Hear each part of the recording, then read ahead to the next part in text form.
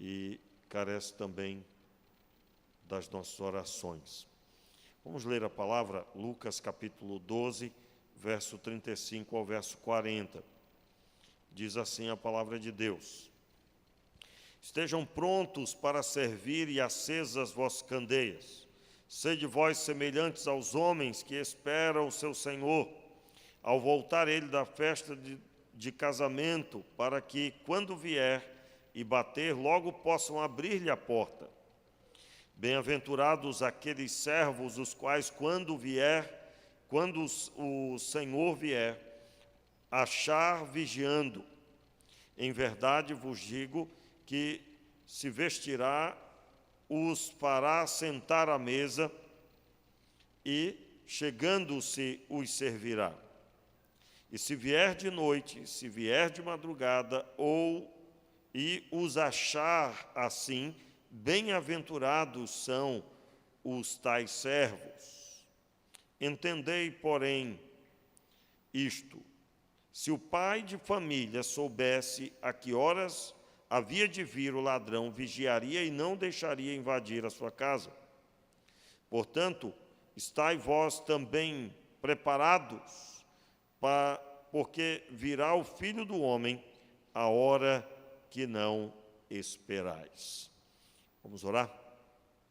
Meu Pai, queremos apresentar diante de Ti as nossas vidas e queremos pedir também pelos nossos irmãos. Abençoe o irmão César, toma em Tuas mãos, restabelece sua saúde, meu Deus, também a irmã Maurina. Toma em Tuas mãos, Senhor, os Teus servos, abençoe também a irmã Isabel, o irmão Valdir. Tome em Tuas mãos cada um, Senhor, dentre os Teus filhos, Senhor, que o Senhor conhece, o Senhor sabe, estão precisando do Teu socorro. Oramos para que o Senhor abençoe a irmã Laurize e ela esteja em breve em casa novamente conosco, aqui no culto conosco e em casa com seus familiares. Oramos assim, Pai, e também apresentamos ao Senhor as nossas petições. Receba, meu Pai, as nossas orações, ministra o nosso coração, as nossas famílias e edifique esta igreja, Senhor, com a Tua palavra. No nome de Jesus, amém e amém. Bem, irmãos, nós estamos ministrando sobre as parábolas de Jesus no Evangelho de Lucas. E hoje a parábola é a parábola do servo vigilante.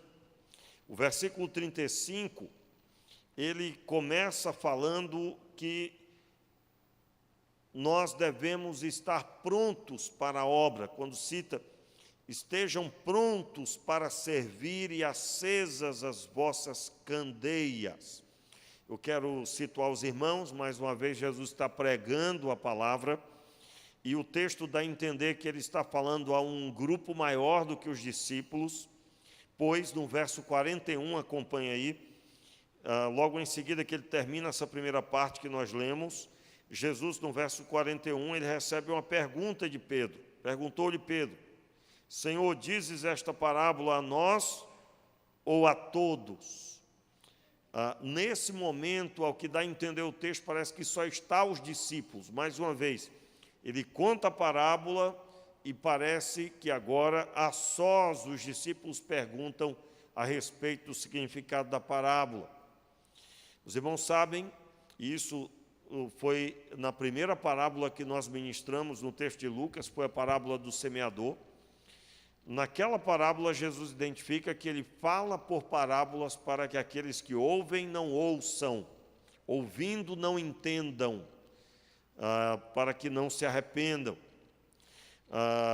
E isso por quê? Porque o significado dessa atitude de Deus é que Ele não entrega a sua palavra a quem não tem um propósito específico, a quem não vem conforme a sua vontade.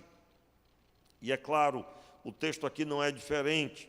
Então, ao que dá a entender, o que está aí escrito no verso 35 até o verso 40, Jesus está falando para um grande número de pessoas ou algumas outras pessoas junto com os discípulos. E a partir do verso 41, então, ele fala à parte aos discípulos, ainda que ainda que Pedro pergunta a respeito da mesma parábola. Ao que dá a entender, possivelmente há uma quebra de tempo aqui da primeira parte à segunda. Eu quero, com isso, iniciar observando que o propósito aqui é falar que a respeito da prestação de contas que cada um fará para com Deus. Veja bem, aqui há uma ênfase muito maior na prestação de contas, na conduta daqueles que receberam um mandato de Deus, de cuidar de algo, e aquilo que a pessoa faz com que Deus deu para cuidar. Então, ele começa no verso 35 dizendo: estejam prontos para servir e acesas as vossas candeias. Eu quero lembrar aqui os irmãos que a ênfase dessa parábola é que o Senhor vai voltar, o Senhor dos servos vai voltar. E quando ele voltar, ele não diz que horas ele vai voltar, pode ser de noite, pode ser de madrugada, pode ser de dia. E qual é a conduta dessa pessoa que não sabe a que horas isso vai acontecer? A conduta dessa pessoa é que esteja pronto para qualquer hora que o Senhor voltar. Absolutamente, qualquer hora.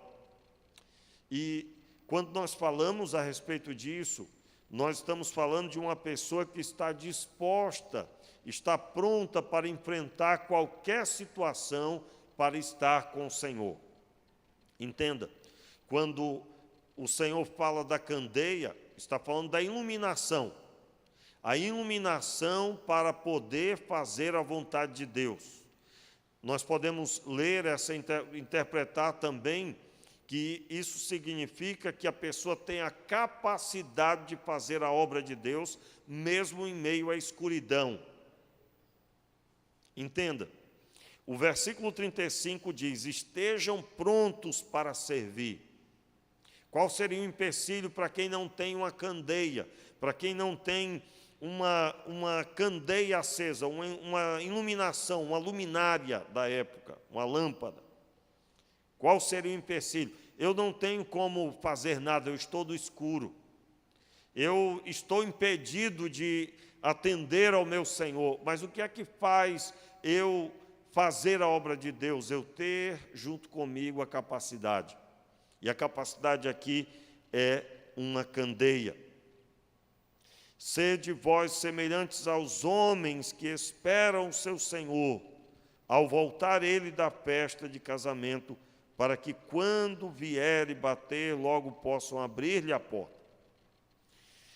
Ou seja, aqueles que vão esperar o seu Senhor devem estar dispostos a servir em todo o tempo.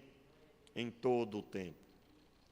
Entenda que não há um momento específico para servir. Eu estou pronto, eu estou disponível, mas dentro de um formato pessoal que seja agradável. Não.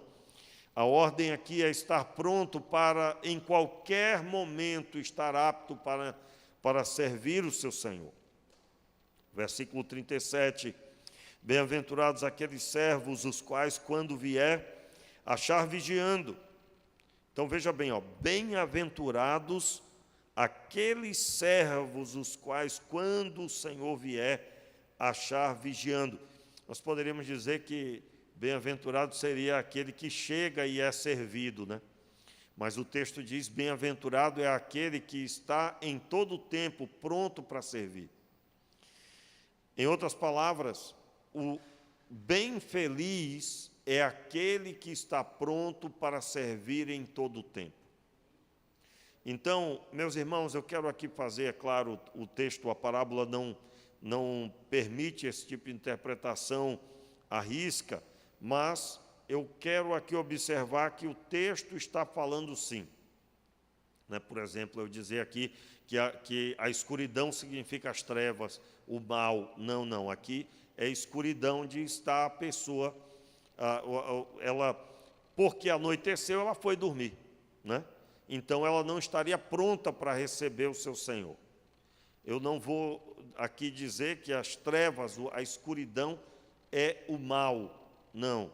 Mas eu vou dizer, sim, que o texto assim permite a interpretação de que o fato de ser a noite ser um pretexto para a pessoa baixar a guarda e então se desfazer do seu compromisso de esperar o seu Senhor em todo o tempo. E então ir dormir e esquecer que precisa estar vigilante. Meus irmãos, essa é uma reflexão potente para nós. Por quê? Porque dependendo da circunstância que estejamos vivendo, sempre você encontra alguém que está disposto a dar um desconto. Por exemplo, no dia que o Brasil perdeu, você sabe que há pessoas que por causa disso perderam a cabeça. E em qualquer lugar, eu não estou falando aqui na igreja, e nem sei se realmente houve, mas eu estou falando do ser humano, por isso que eu estou falando com tanta propriedade. Ou o seu time do coração, que não seja agora na Copa, mas o seu time do coração, né? A pessoa tem um time específico e ela, dependendo do que aconteça, ela perde a linha e então está disposta a dar um desconto, porque, afinal de contas, alguns até dizem assim, né? Você sabe que eu também sou filho de Deus, como uma permissão para uma conduta inadequada.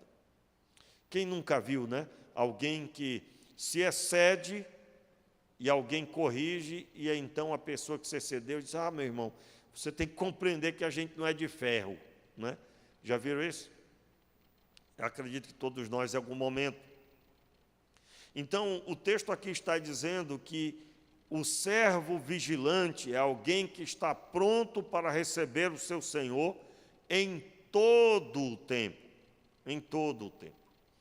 Os irmãos sabem, e alguns podem até achar que é radicalidade da minha parte, mas eu particularmente acredito que pastor nenhum deveria ter o amor por qualquer coisa ao ponto de trazer para o púlpito, né?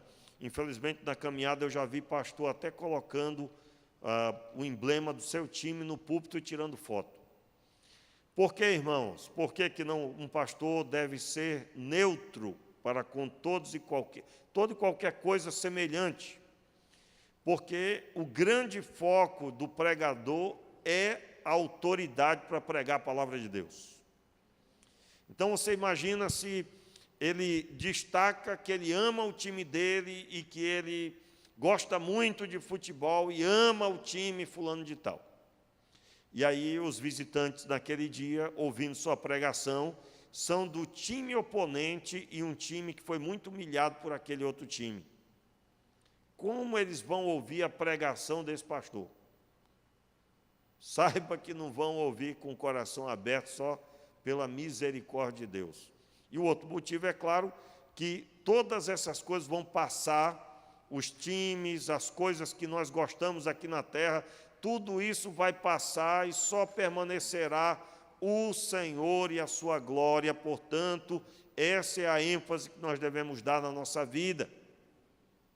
No entanto, é claro, estou falando sobre os pastores, mas olhando para essa parábola, isso é para todos os crentes. Todos os crentes. Um dia eu liguei para um advogado, um conhecido advogado meu, conhecido amigo meu, e quando eu liguei, tinha o hino do time que ele gostava. E aí, quando ele atendeu, eu digo, você sabe que você não poderia ter essa música aqui no seu telefone, não é? Ele disse, eu sei que não posso. Por quê, irmãos? Porque o advogado, ele não pode demonstrar nenhuma inclinação pessoal, seja de religião ou qualquer outra coisa que possa gerar algum tipo de constrangimento a alguém, não é? Imagine que eu seja um cliente que recebeu uma indicação e eu não gosto daquele time, e eu ouço aquele hino daquele time ao telefone, ao ligar para aquele advogado.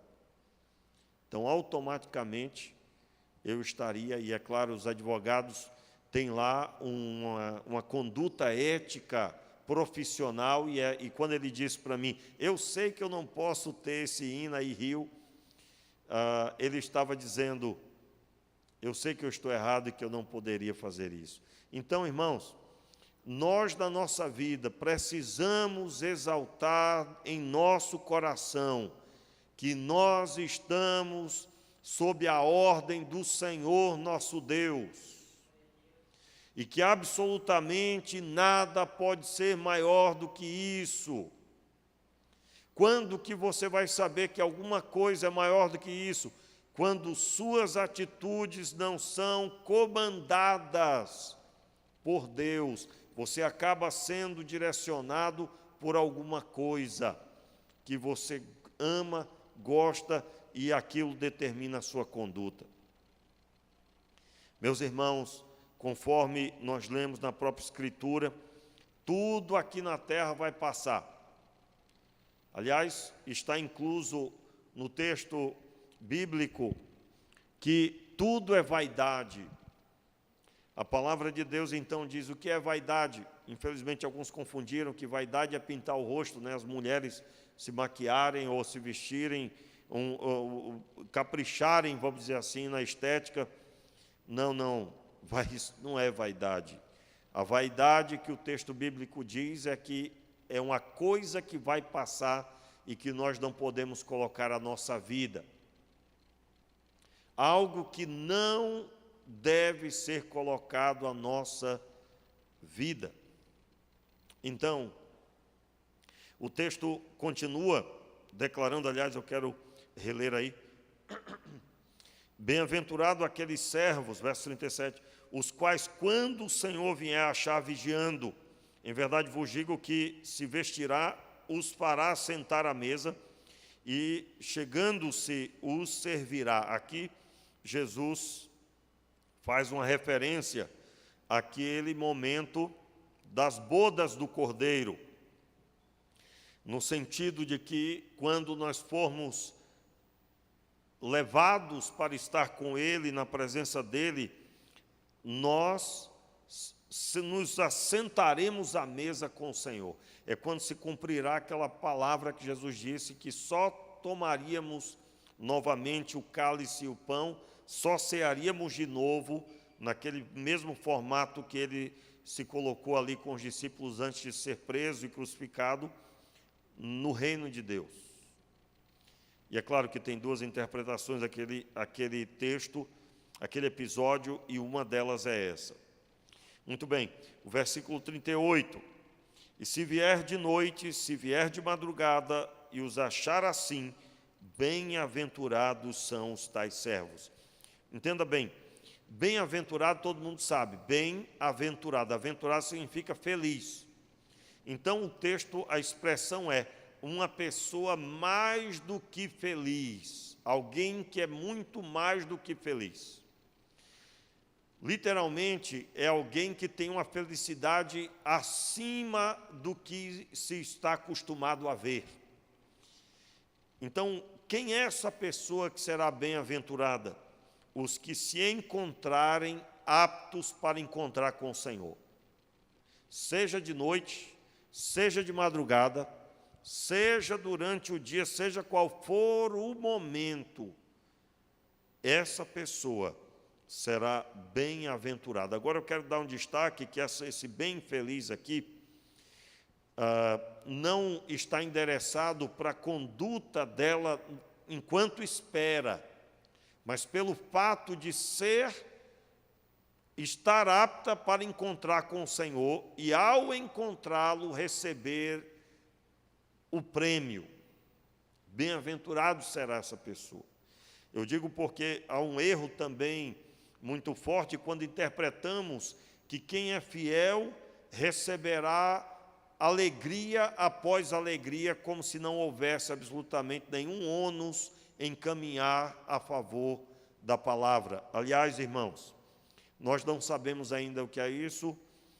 percebe-se que o tempo se forma para sabermos cada dia mais, porque conforme os dias vão passando, a vinda de Jesus está mais próxima. E como estará a terra será uma situação complicadíssima, complicadíssima. Como assim? Eu me lembro quando, há uns 10 anos atrás, ou mais, eu dizia que, irmãos, está se formando que chegará o tempo que o poste fará as necessidades do cachorro e o rabo balançará o cachorro. Eu acho que os irmãos lembram quando eu dizia isso. Isso já está acontecendo, eu não assisti o vídeo, mas eu sabia do que se tratava, eu até falei aqui um dia desse sobre isso, mas de um pai nos Estados Unidos que foi preso porque ele foi defender a sua filha de um abuso no colégio. Quem foi levado preso não foi o rapaz que abusou da garota, foi o pai. Foi o pai. Parece que é o contrário, não é? Eu me lembro de um filme recente que apareceu, que foi feito agora recentemente, que no filme as coisas estavam invertidas, Um filme que fala sobre o Pinóquio, e há um determinado momento que o Pinóquio é preso, e ele diz que é inocente, então o juiz diz que ele deve ser preso. Quando ele percebe que, se ele dissesse que era inocente, seria preso, ele começa a assumir o que não fez. Ele começa a dizer que ele roubou, que ele fez, que ele aconteceu. E então o juiz declara: este homem tem que ser solto, soltem este homem. E ele é solto porque ele era criminoso na visão do juiz. Esse filme foi lançado há pelo menos 2 anos. 2 anos atrás. Nós estamos vendo isso acontecer, e eu não estou jogando nenhuma indireta a respeito da política, porque, na verdade, nós estamos vendo de uma forma geral esse assunto. De uma forma geral. Eu tenho levantado a bandeira que o casamento é coisa séria. E você já sabe que, dependendo do contexto, esse não será o discurso aceito. Será o discurso retrógrado, ultrapassado, quadrado e absolutamente antigo. Meus irmãos, Jesus está para voltar. O tempo está se formando para isso. Então, ele diz, verso 39, entendei, porém, isto: se o pai de família soubesse que horas havia de vir o ladrão, vigiaria e não deixaria invadir a sua casa.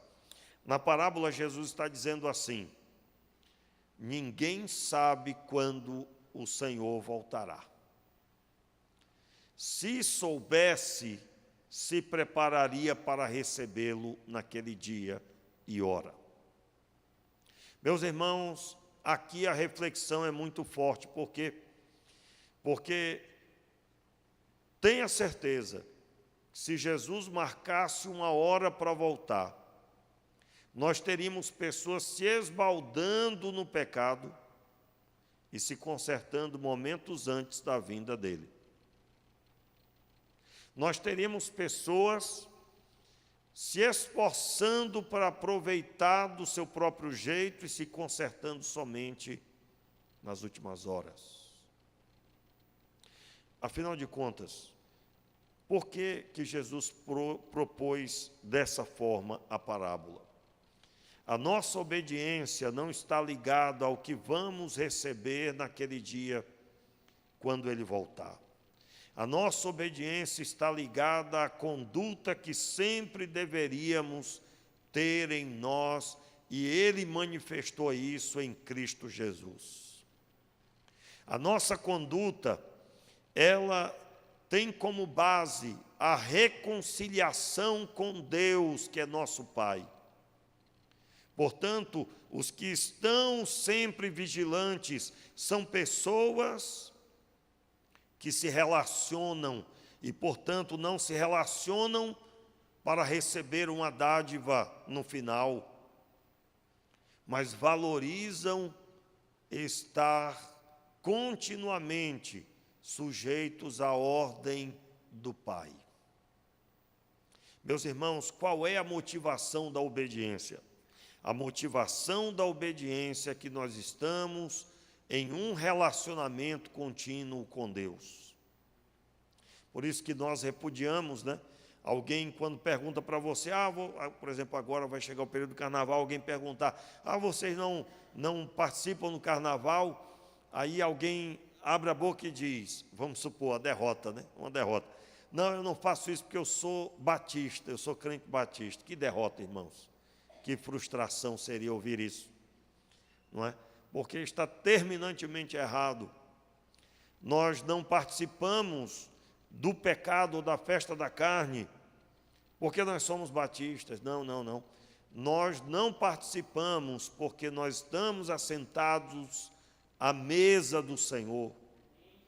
E nós temos algo genuíno, que é o que preenche o nosso coração, que é a nossa vida caminhando com Deus, e Ele aliançado conosco, e por isso nós estamos aliançados com Ele. Então a nossa motivação, o nosso porto seguro, a nossa âncora é um relacionamento que é muito maior do que ser desta ou daquela igreja. Principalmente as pessoas lá de fora, lá do mundo, elas vão tentar ler dessa forma. Fulano não participa porque ele é da igreja. Como se fosse uma religião que proíbe as pessoas de fazer isso ou aquilo. Quando, na verdade, nós não participamos porque nós já sabemos que o pecado é um engano, que traz uma alegria repentina e passageira e que não preenche absolutamente ninguém. Então vem a pergunta de Pedro, aliás, versículo 41, portanto, estai vós também preparados porque virá o Filho do Homem a hora que não esperais. Meus irmãos, não podemos esquecer que a hora que não esperais é quando a pessoa pensar que está tudo tranquilo e que nada vai acontecer. É nesta hora realmente que acontecerá. Quando é que isso acontece? Está no restante do texto. Vamos lá, verso 42. Aliás, Pedro pergunta, Senhor, falas a nós ou a todos?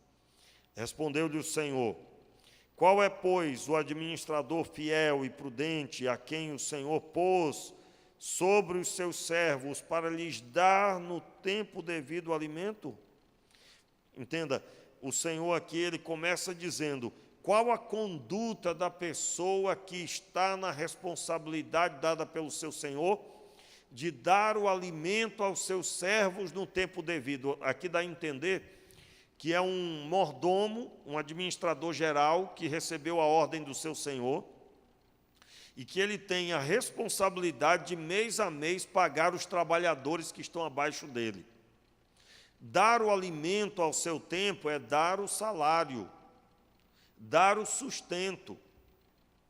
Então, veja que aquilo pelo qual o Senhor nos colocou para fazer é uma responsabilidade sobre pessoas. Entenda, o texto está falando sobre encontrar com o seu Senhor quando Ele voltar, mas agora o Senhor está falando que essa pessoa que estará vigiando é alguém que tem responsabilidade sobre outros, para entregar a estas pessoas o que elas precisam para sobreviver. Não seria, irmãos, essa a missão da igreja? O Senhor Jesus preparou os discípulos e disse, agora ide e pregai o evangelho a toda criatura, a todas as nações, parafraseando com as duas versões.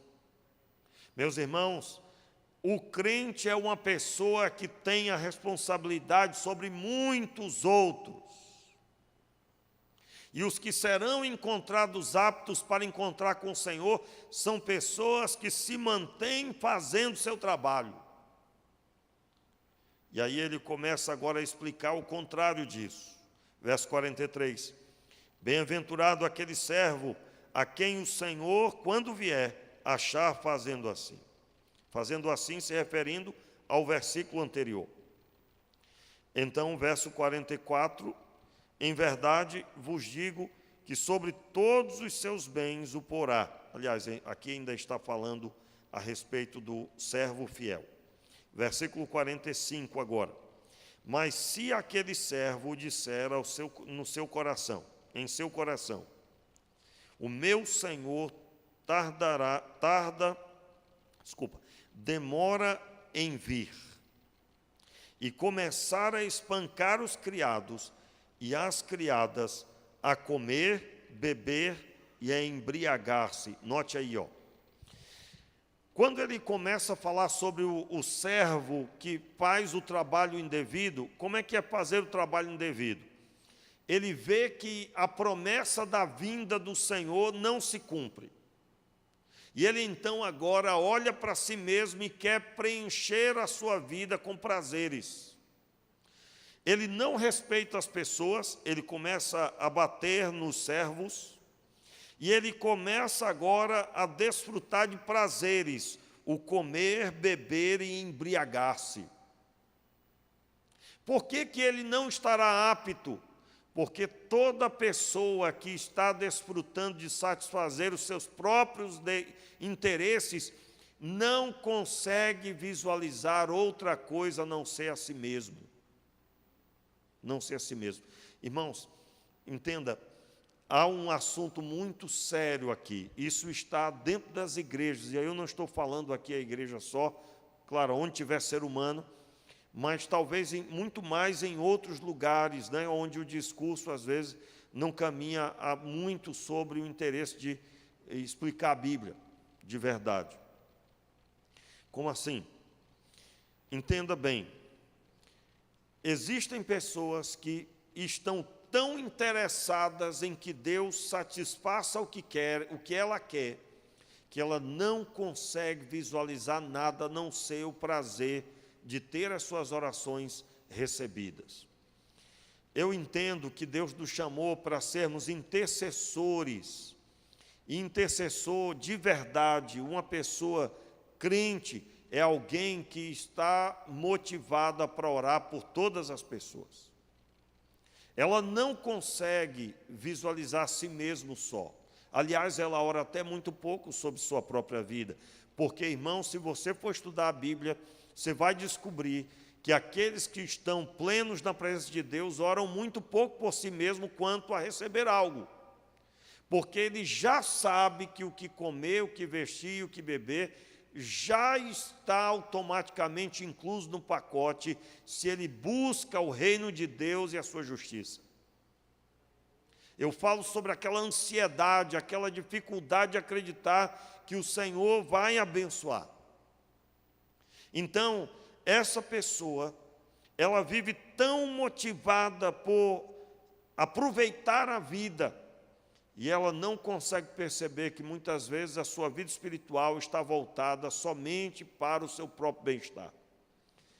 Eu preciso, eu estou orando, eu estou pedindo, e eu quero, o Senhor não está me ouvindo não, e são só coisas materiais, não tem nada envolvendo salvação, não tem nada envolvendo o fortalecimento da vida espiritual. Entenda bem, meu irmão, é muito complicado o que eu estou falando, gostaria até de mais tempo para explicar. Mas o texto aqui diz, começar a maltratar os servos e servas, espancar, o texto que está aqui, comer, beber e embriagar-se, ou seja, ele se colocou a desfrutar de tudo que era bom para o próprio corpo, para a própria vida e para o seu ego. Ele era o que mandava nos outros, e até mesmo espancá-los o fazia. O poder de ter a autoridade para fazer isso. Meus irmãos, como as nossas orações estão organizadas? Você só pede por coisas que vão gerar um certo prazer para você, ou você está pedindo por coisas espirituais? Você está preocupado com a sua vida espiritual, você está preocupado com o seu crescimento, você não tem desenvolvido. Talvez os mesmos empecilhos que você coloca na obra para fazer a obra de Deus são os mesmos de quando você se converteu. Você está sempre se preparando, mas você nunca está pronto para orar por ninguém, para ajudar ninguém, para lidar com a pregação da palavra. E pregar, que eu estou dizendo, é testemunhar a fé aonde você for. Uma pessoa que está fora da vontade de Deus, ela faz tudo o que lhe agrada, ela faz tudo o que lhe traz um preenchimento, como está escrito aqui no verso 45. E aí, para encerrar o verso 46, virá o Senhor daquele servo no dia em que não espera, numa hora em que ele não sabe, e separará e lhe dará a sua parte com os infiéis. Aqui, literalmente, é o que vai acontecer no dia do juízo. Todas essas pessoas que se diziam servos do seu Senhor serão acrescentadas aos infiéis e julgados com eles. Verso 47, o servo que soube a vontade do seu Senhor e não se preparou, nem fez conforme a sua vontade, será castigado com muitos açoites. Aqui é literalmente aquele que ouviu o que tinha que fazer e não fez. E aí o verso 48, o que, porém, não soube e fez coisas dignas de açoites, com poucos açoites será castigado. Aqui, literalmente, está falando do infiel, do não crente.